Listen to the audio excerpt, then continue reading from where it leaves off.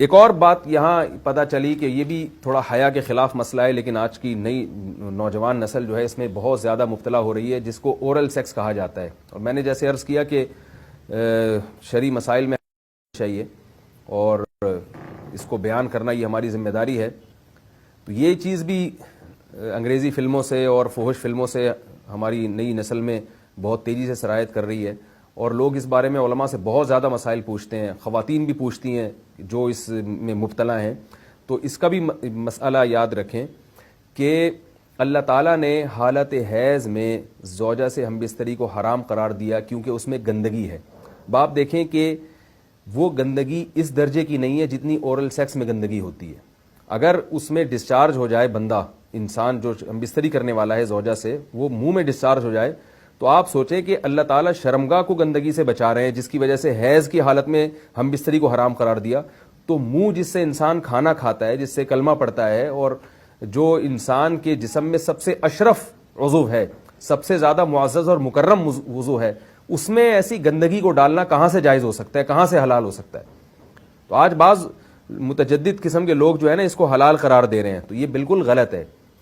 تو یہ بات خوب ذہن میں رکھیں کہ اورل سیکس کے ذریعے اپنی خواہش کو پورا کرنا اس طور پر کہ ڈسچارج ہو جائے انسان عورت کے منہ میں، بیوی کے منہ میں، یہ بالکل حرام ہے، بالکل ناجائز ہے. کیونکہ منی ایک غلیظ اور ناپاک اور گندگی ہے، اور ناپاک اور نجس چیز ہے. بعض حضرات یہ کہتے ہیں کہ منی پاک ہے، مگر یاد رکھیں منی کے پاک ہونے کے دلائل مضبوط نہیں ہیں، منی کے ناپاک ہونے کے دلائل بہت مضبوط ہیں. سب سے پہلی دلیل قرآن مجید میں آتا ہے الم نخلقکم من ماء مہین، ہم نے تمہیں غلیظ اور پلید پانی سے پیدا کیا، ذلیل پانی سے پیدا کیا ہے. تو اس میں بھی اشارہ ہے کہ منی ناپاک چیز ہے. دوسری بات یہ کہ حدیث میں آتا ہے کہ کنت افرق المنی من ثوب رسول اللہ صلی اللہ علیہ وسلم ثم یصلی فیہ. حضرت عائشہ رضی اللہ تعالی عنہ فرماتی ہیں کہ رسول اللہ صلی اللہ علیہ وسلم کے کپڑوں پر اگر منی لگی ہوتی تھی، صحیح بخاری کی حدیث ہے، میں اس کو کھرچ کے صاف کرتی تھی، پھر آپ صلی اللہ علیہ وسلم اس میں نماز پڑھا کرتے تھے. اب بعض حضرات نے یہاں سے استدلال کیا ہے کہ منی اگر ناپاک ہوتی تو حضرت عائشہ اس کو دھوتی، کھرچ کے صاف کرنا اس کی علامت ہے کہ منی پاک ہے. لیکن یہ بات غلط ہے. اگر منی پاک ہوتی تو حضرت عائشہ کو کھرچنے کی ضرورت نہیں تھی. بات یہ ہے کہ وہ نجاست جس کا ایک باقاعدی جسم ہوتا ہے اور وہ کھرچ کے جسم سے یا کپڑوں سے الگ ہو سکتی ہے، تو اس نجاست کو پاک کرنے کا طریقہ یہ ہے کہ اس کو کھرچ دیا جائے. ناپاک تھی تبھی تو حضرت عائشہ رضی اللہ تعالی عنہ اس کو باقاعدہ کھرچ رہی ہیں اور دور کر رہی ہیں. اور گیلی منی کو یہ ثابت ہے کہ حضرت عائشہ رضی اللہ تعالی عنہ آپ صلی اللہ علیہ وسلم کے کپڑوں سے دھویا کرتی تھیں اور آپ صلی اللہ علیہ وسلم اس میں نماز پڑھا کرتے تھے. حضرت عمر رضی اللہ تعالی عنہ کے دور میں کسی شخص کو احتلام ہوا تو اس نے اپنے پورے جو ہے نا وہ کپڑے دھوئے، تو حضرت عمر نے اس کو منع کیا، فرمایا کہ اتنا کافی تھا کہ اس جگہ کو تم دھو لیتے. تو اس میں بھی حضرت عمر اس کو باقاعدہ دھونے کا حکم دے رہے ہیں. کسی بھی صحابی نے اعتراض نہیں کیا کہ یار یا امیر المومنین آپ ان کو دھونے کا حکم کیوں دے رہے ہیں، منی تو پاک ہے. تو منی کے جو ناپاک ہونے کے دلائل ہیں وہ بہت مضبوط ہیں. باقی اس کو جو کھرچنے کا حکم ہے وہ اس لیے کہ منی کے پاک جو اگر خشک ہو جائے تو وہ کھرچ کے بھی پاک ہو جاتی ہے، اس کو پھر دھونا ضروری نہیں ہوتا.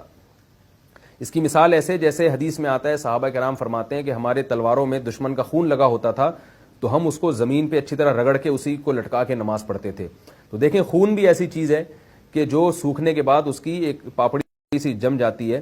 تو حالانکہ خون کو بھی ناپاک مانا جاتا ہے، جمہور علماء کے یہاں خون ناپاک چیز ہے، لیکن صحابی کیا کر رہے ہیں، اس کو رگڑ کے زمین پہ اور جو اس کو اچھی طرح رگڑ کے جب اس کا اثر زائل ہو گیا تو اسی کو لٹکا کے نماز پڑھ رہے ہیں. تو جیسے خون ناپاک ہونے کے باوجود رگڑنے سے پاک ہو جاتا ہے اگر کسی ایسی چیز پہ لگا ہو جو لوہے یا ایسی سخت چیز پہ، تو ایسے ہی منی اگر کپڑوں پہ لگی ہو، خشک ہو جائے تو اس کو اچھی طرح جب کھرچ دیا جائے تو وہ پاک ہو جاتی ہے. لیکن اس سے یہ ثابت نہیں ہوتا کہ منی پہلے سے ہی پاک ہے. ایک اور دلیل منی کے ناپاک ہونے کی یہ ہے کہ جو مدی ہے، ٹرانسپیرنٹ پانی جو مرد کے جسم سے نکلتا ہے، وہ اگر جسم سے نکل جائے تو وضو فرض ہو جاتا ہے، اور منی نکل جائے تو غسل فرض ہوتا ہے. اب یہ کیسی بات ہے کہ مدی کے نکلنے سے جس سے وضو فرض ہو رہا ہے وہ تو ناپاک ہے، اور منی نکلنے سے جب غسل فرض ہو رہا ہے بڑی والی طہارت، تو اس کو ہم پاک قرار دیں. تو اس لیے امام ابو حنیفہ رحمہ اللہ تعالیٰ کا مذہب منی کے بارے میں کہ یہ نجاست غلیظہ ہے، اور امام مالک کا بھی یہی مذہب ہے. یہ مذہب بہت دلائل کے لحاظ سے قوی ہے. تو اس لیے عورت کے منہ میں ڈسچارج ہونا یہ بالکل حرام ہے، ناجائز ہے، گندگی ہے.